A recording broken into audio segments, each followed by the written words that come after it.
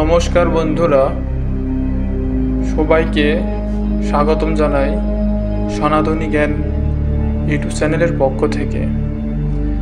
প্রতিদিনের মতো আজও আমরা একটি নতুন ভিডিও এনেছি আপনাদের মাঝে।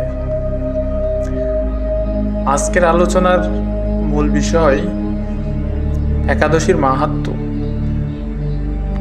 একাদশী এই পবিত্র তিথিটি হিন্দু ধর্মের এক বিশেষ গুরুত্ব বহন করে। এটি শুধুমাত্র একটি উপবাসের দিন নয়, এটি একটি আধ্যাত্মিক সাধনার পথ, আত্মশুদ্ধির একটি উপায়। প্রতি মাসে দুটি একাদশী তিথি পালন করা হয়, একটি শুক্লাপক্ষ ও অপরটি কৃষ্ণপক্ষ। এই দিনটি ভগবান বিষ্ণুর তিথি হিসেবে পরিচিত।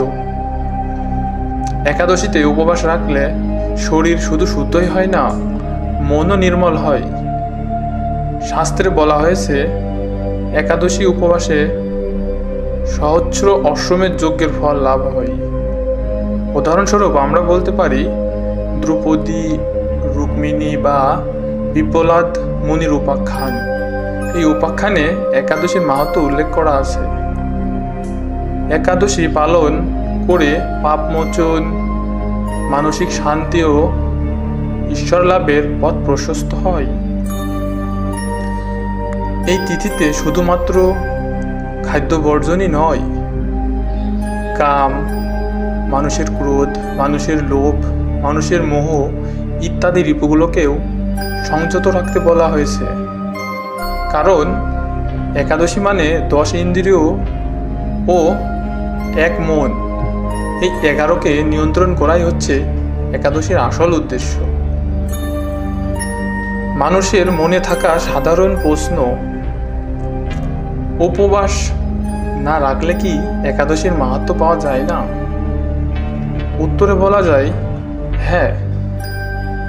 ভক্তি ও নিষ্ঠা থাকলে কেউ যদি অসুস্থ বা অন্য কোনো কারণে উপবাস করতে না পারে, তবুও মন থেকে ভগবানের নাম স্মরণ ও ভজন কীর্তন করলে সেই সমান ফল লাভ করা সম্ভব। একাদশী হলো আত্মা ও ঈশ্বরের মাঝে এক সেতুবন্ধন।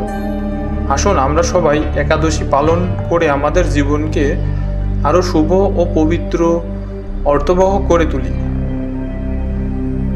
একাদশী কি? একাদশী শব্দের অর্থ 11। হিন্দু চান্দ্র মাসে একাদশ তিথিতে এই ব্রত পালন করা হয়। এই দিনে মানুষের 10টি ইন্দ্রিয় ও মন এই 11টি উপসর্জন বা নিয়ন্ত্রণ করার শিক্ষা দেওয়া হয়, তাই এর নাম একাদশী। একাদশী কেন পালন করা হয়? হিন্দু শাস্ত্র অনুযায়ী এই দিনে ভগবান বিষ্ণু যোগনিদ্রায় থাকেন এবং এই সময় ভক্তদের উপবাস, জপ, ধ্যান খুবই ফলদায়ী হয়। একাদশী পালনের মাধ্যমে পাপ বিনাশ হয়, মন শুদ্ধ হয়, ঈশ্বরের কৃপা লাভ হয়। এই দিন ভগবান বিষ্ণু আরাধনায় নিমগ্ন থাকে, তাই আমাদের কর্তব্য একাদশী পালন করা। একাদশী করলে কি হয়? একাদশী পালনে যে ফল পাওয়া যায় তা 1000 অশ্বমেধ যজ্ঞের ফলের সমান। এবং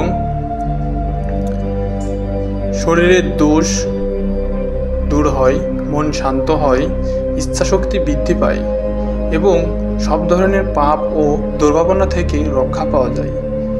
ভক্তের অন্তর হয়ে ওঠে ঈশ্বরমুখী। তাই শ্রীকৃষ্ণ বলেছেন, একাদশী ব্রত আমার অতি প্রিয়। এই ব্রত পালনকারী আমার চিরন্তন আশীর্বাদ লাভ করে। তাই আমি বলবো আপনারা সবাই এই একাদশী ব্রতটি পালন করবেন এবং নিজেকে শুদ্ধ করবেন, ঈশ্বর চিন্তায় মগ্ন থাকবেন।